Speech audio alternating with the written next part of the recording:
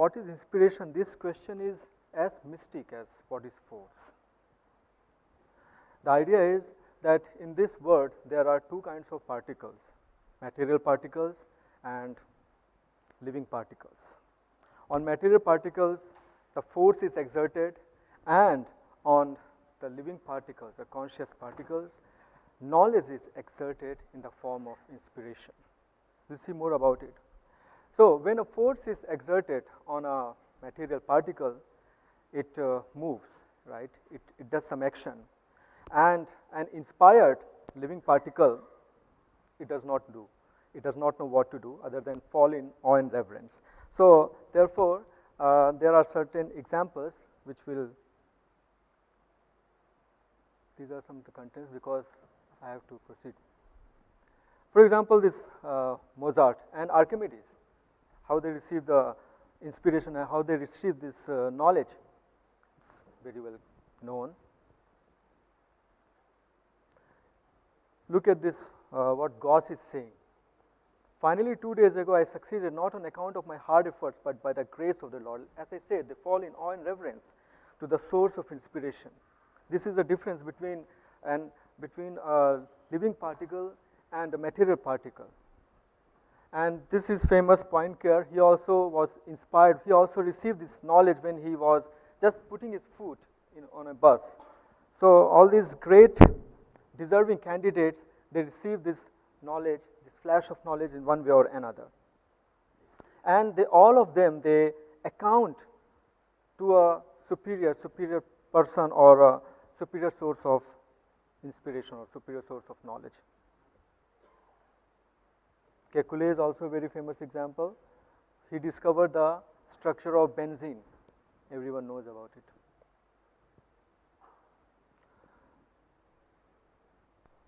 So what is the source of inspiration? Well, all the scientists, they have, everyone, every great person who has been inspired like this, they have accounted the hands of a divinity. They have accounted the hands of a supreme source of inspiration. But however, there are people who don't very much agree with this. They have got their own mechanistic way of explaining things. Okay, they say that maybe in our mind, in our own body, not self, right? In our own mind and our own body, in our brain, certain algorithmic calculations or certain machinery is fitted which is giving rise to this flash of knowledge in the form of inspiration. For example, these two, Alan Turing and Russell, they are great proponents of this idea of the mechanistic approach of the mind as a machine. So Turing came up with this Turing machine. Essentially, this Turing machine, what is this Turing machine? In Turing machine, we have a set of states, and we have a problem that can be formulated in the form of this 1 and zeros or any other symbols in the memory tape, and the CPU, it keeps moving, and based on the current value of the argument on the tape, the CPU changes its state from one state to another, and there is a set of states. And finally, the CPU it keeps running here and there based on the value of the argument and based on the state, and then finally the CPU changes its state to a very famous state called as halt state, HALT. And when the CPU halts, it means CPU has found a solution, or the machine has found a solution to the problem. This is Turing machine in a nutshell, and it was actually proposed as a theoretical machine, but you know what? All the computers today, they are essentially working on this prototype of Turing machine. So a big thanks to Turing, but his approach, the mechanistic approach, this mechanistic approach has some problems which we now nowadays see with our present day computers also. The first thing is that this Turing machine, it suffers from a severe problem of this thing, that for every new problem we have to construct a new Turing machine, right? Because the memory tape, this thing will be different, the states will be different. So therefore Turing only gave the idea that let there be a universal Turing machine. So in the universal Turing machine, The beauty with this is the Turing machine, the former Turing machine will also be supplied as an argument, as a parameter to this universal Turing machine. Not just the problem, but the machine can also be formulated in the form of certain symbols. So he came up with this idea. But there is this problem called as halting problem. Remember the halt state of the Turing machine? The halting problem is the problem that is still troubling all these computer scientists. They say that if I give you a problem, if I give the computer a problem, will it halt on that problem or not? It means, will that machine ever reach the halt state? For instance, here we know that this program, it will halt with odd numbers. This program will also terminate. But will this program terminate? So the idea is that the computer should be able to judge whether it will halt or whether it will not halt without any external supplication of intelligence. So this halting problem is a very, disturbing problem, and this is for the small Turing machine. For the bigger Turing machine, this can be translated as the undecidability problem. Undecidability problem means in a finite amount of time, in a finite number of steps, you should be able to decide whether the problem or whether the Turing machine will halt or not halt. If you are if you are not able to find the solution in a given amount of time or in finite steps, then your it is called as undecidable. And they have actually proved that halting problem is an undecidable problem. So halting problem and undecidable problem are the two major drawbacks of this Turing machine. And one thing is that this Turing machine, since it is a set of states and since there are transitions from one set to another another state, so there are lots of transitions between state to state. So this will make the TM or Turing machine to be highly deterministic machine. It means there is no place for free will, So this is one drawback of this mechanistic approach.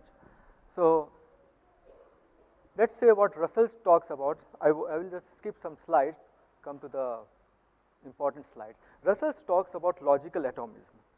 Here I like to have your attention.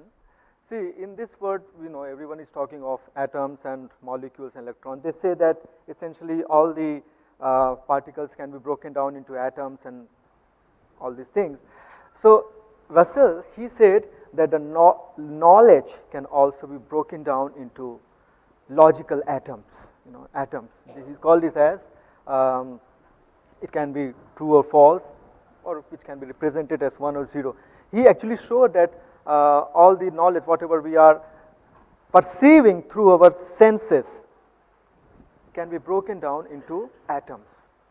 So this is called as logical atomism. So what essentially he was saying, that what essentially Russell was trying to do, that this unity of consciousness.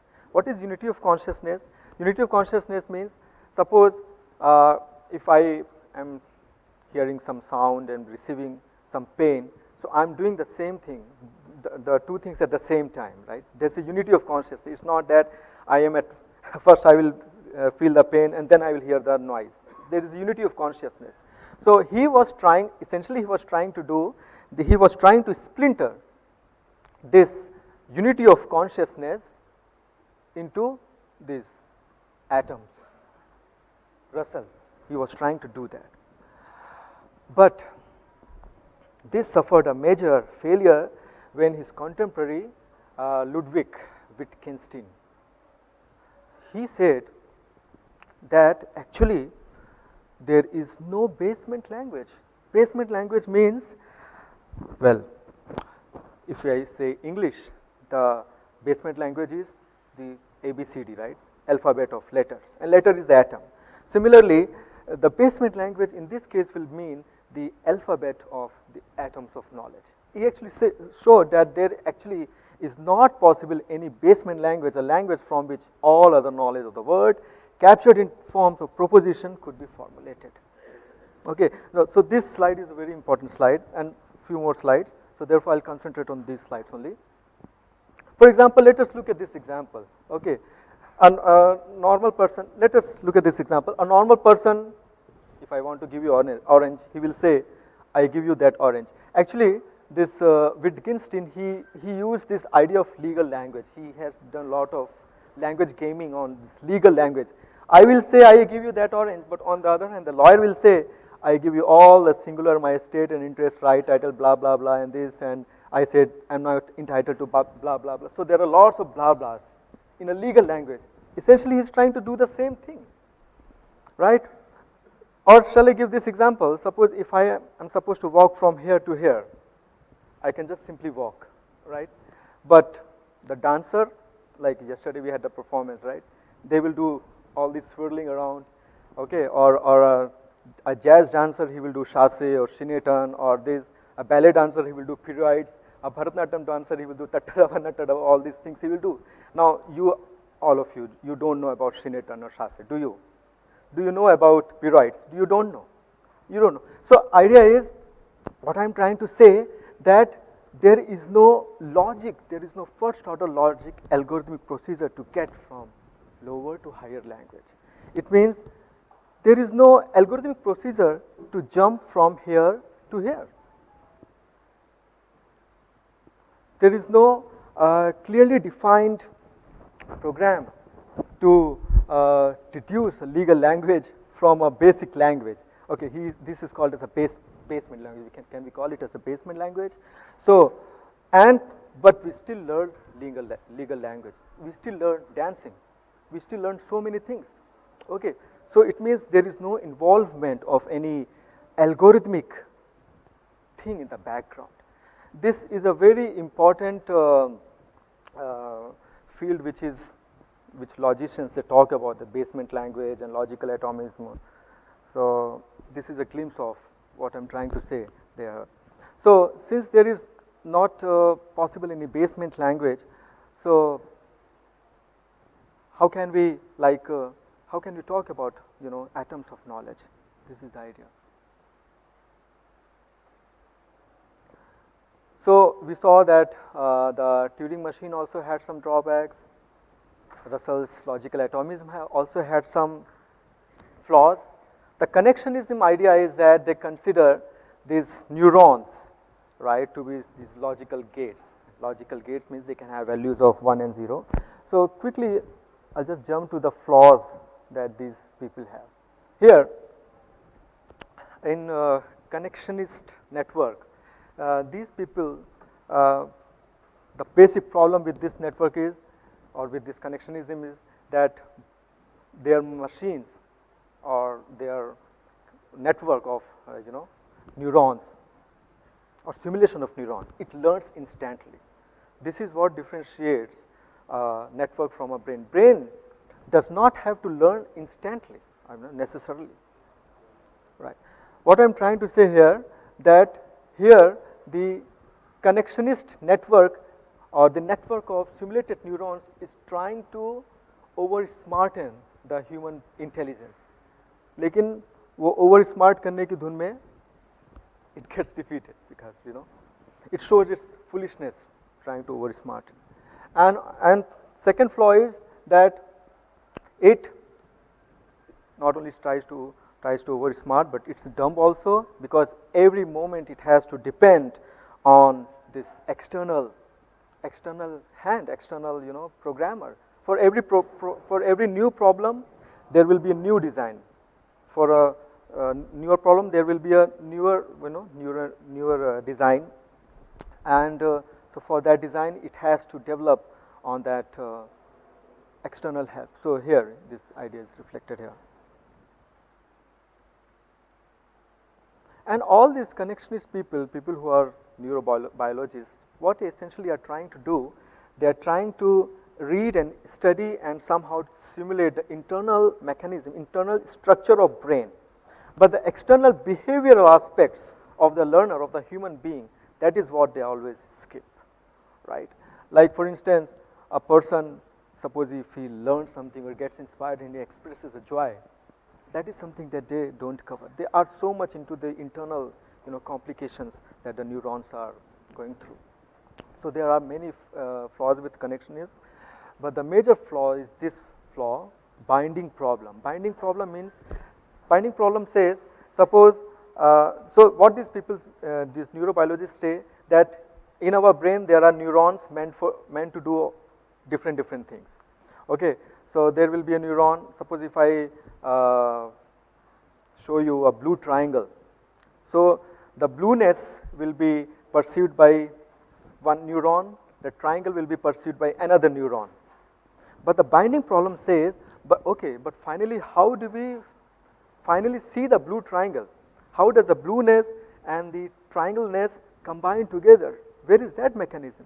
So essentially, Mr. Sharma, now shorten it. 5 minutes. Okay. So essentially, they are saying that there is this brain department, eye department, ear department, nose department, but where is the binding department? Right. So this binding problem is also a very intriguing problem. This is a problem with these connectionist people.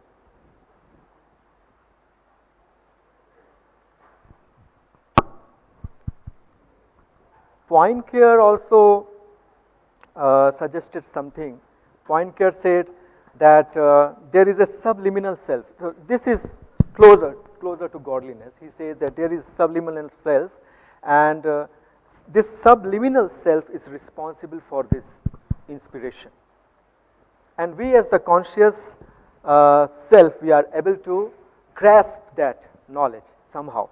But later on, I don't know why, he also ended up choosing the mechanistic approach. He said that this subliminal self is creating lots of combinations pertaining to one problem, and the consciousness self, the moment it finds a suitable combination, it will pick it up and present it as the, convince itself that, okay, it has got a satisfactory solution. So you see in the Poincare's model, there is a reciprocation between the subliminal self and the conscious self. Okay. So, but here the problem is that the combinations that he's talking about, the number of these combinations are of like, they are too high in number. For instance, just consider this, in 1 billionth of a second, for a small problem, 3.2 into 10 to the power 46 combinations will be produced by subliminal self, considering that in every cubic Armstrong of brain a new combination is formed. Okay. But this number will definitely increase to even higher number for bigger mathematical proofs, because there are certain mathematical proofs, they have taken volumes of books to be exposed. For them, you can definitely assume the number of combinations that are going in the brain, and the conscious self is able to pick up just one of the many such combinations. This seems to be a very implausible idea. So this Poincare's trial and error model of this inspiration, it suffers this implausibility.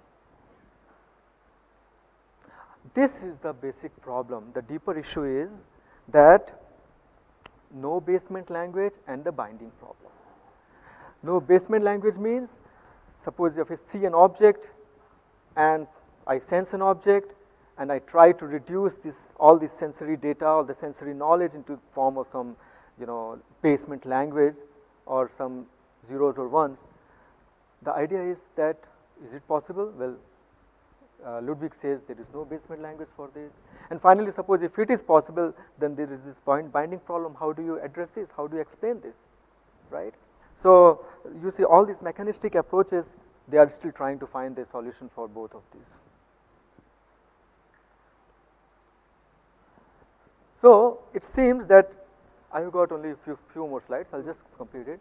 It seems that in all these mechanistic approaches, they have been treating the person who gets inspired, who gets knowledge, as the subject of the knowledge, right? They say that the person is choosing the knowledge, or what you call it, is behaving as the one who is doing all these things. But then there is something called as this process of choice. They say, no, he's not the subject, he's the object. It means the knowledge chooses him rather than him choosing the knowledge.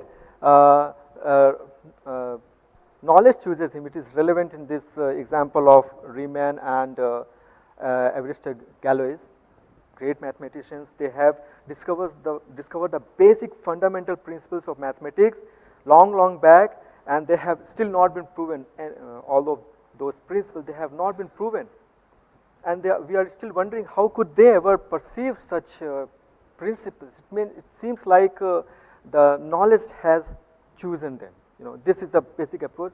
Finally, Bhagavad Gita answers that actually sarvasya chaham hridi sannivishto mattaha smritir jnanam apohanam cha vedescha sarvair aham eva vedyo vedanta krid veda vid eva chaham, which means from me comes remembrance, knowledge and forgetfulness. It means I am that source of basement language. I am that source of Turing machine. No, we'll not call it Turing machine, we'll call this maybe Paramatma machine, which is fitted inside us. I am the source of remembrance and knowledge, and person who are behind these mechanistic approaches, and person who are not trying to attribute me as the source of knowledge, I give them forgetfulness also. So this in essence is the source of knowledge according to Vedic model. In Vedic model, the phenomena of inspiration results from the interaction between the all-pervading absolute being and the localized conscious self, the localized deserving conscious self in the form of inspiration. Thank you very much. Thank you, Mr. Sushant Sharma. And now it is open for discussion. If anybody has any question, you can please raise.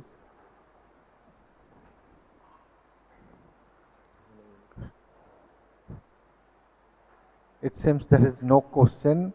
It is a lunchtime, everybody is asking for something else. So I would like to conclude this session with a big thank to all the speakers and all the audience for your patience. Thank you very much.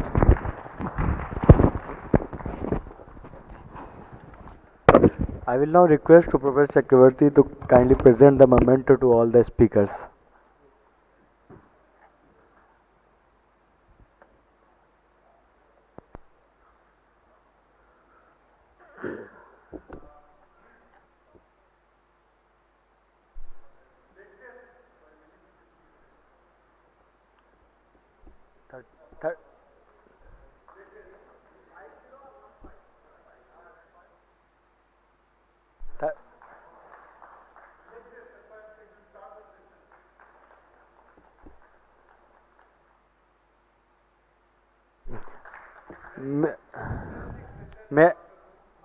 May I now request Professor Sandeep Kumar from Department of Mechanical Engineering, IIT BHU, to kindly present the memento to our to Professor Bhattacharya. No, sorry, Professor Chakravarti, sorry.